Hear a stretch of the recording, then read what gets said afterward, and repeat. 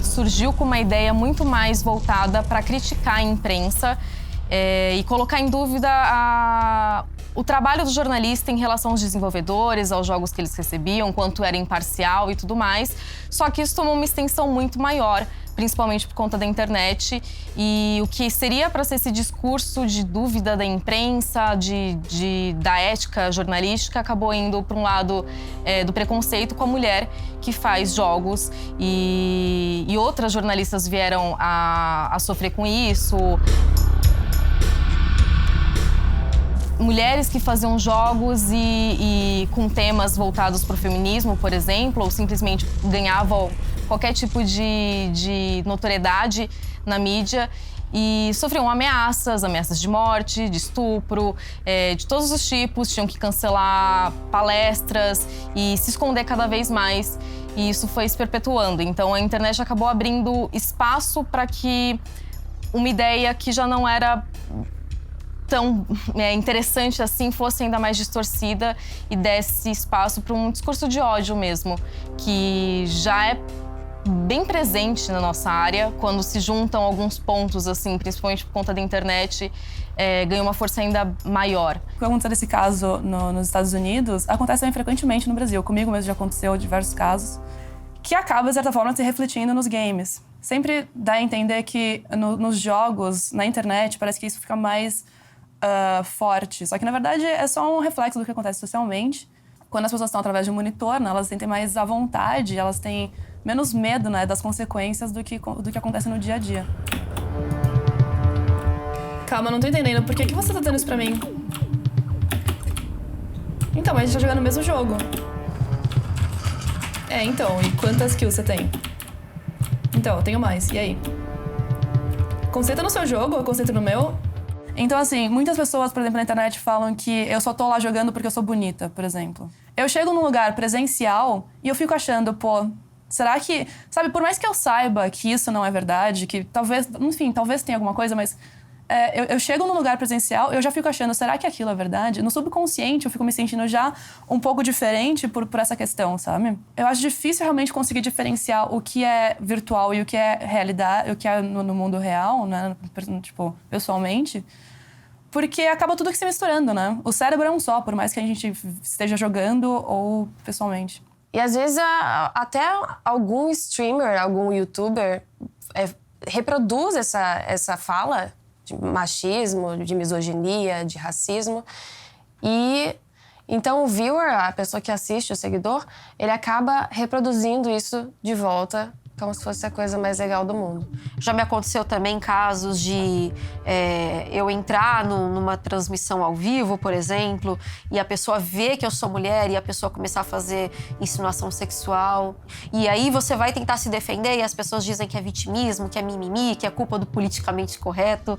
Quando não, foi babaquice mesmo, foi uma pessoa mal intencionada que fez aquilo. E foi sim um machismo, porque não faria com um homem, ou faria diferente com um homem, não chamaria de nomes pesados ou de cunho pejorativo para sexualidade, sabe? Eu acho que isso é um problema global, mas a gente sabe que no Brasil a gente tem umas comunidades um pouco mais tóxicas, o pessoal um pouco mais zoeiro. Então no Brasil a gente vê que isso se agrava um pouco mais, que é mais comum a gente esculachar o outro, zoar o outro. Mas assim, eu acho que não tem problema a gente tá sempre se zoando, ou a gente é xingado quando faz uma jogada ruim, isso é normal. Agora o problema é quando o xingamento é por sermos mulheres, aí que fica chato, porque quando a pessoa tá dizendo que o nosso lugar não é ali por sermos mulheres, aí que dói, né, a gente ouvir isso. Depois você começa também a pegar algumas coisas que acontecem em conversas, por exemplo, quando tem uma roda de amigos e geralmente um homem fala que ele gosta de jogar, as pessoas aceitam essa informação. Agora, quando é uma mulher, ela precisa sempre se provar. Mas você joga o quê? Mas quanto tempo você joga? Mas que videogame que você tem? Mas você gosta mesmo desse jogo? Então, explica o que acontece em tal fase, em tal lugar. Sempre tem essa necessidade de você provar que você tem a capacidade de jogar, que você gosta daquilo e que você tem entendimento. E aí o cara, ele não quer que a mulher jogue melhor que ele. E aí ele vai e assedia ou faz alguma ofensa de graça. E às vezes ele só vê que a mulher, é mulher. Aí começa, me passa teu número. E aí começam os xingamentos. Teve até um vídeo agora que foi postado até pelo BuzzFeed, que foi compartilhado, de uma streamer que passou por isso. Ela falou no chat de voz, eles viram que era mulher e matou ela.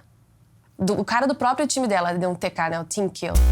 Vai dizer que uma menina nunca venceu você no joguinho e te deixou ali nervoso com tanta habilidade pra cima de você.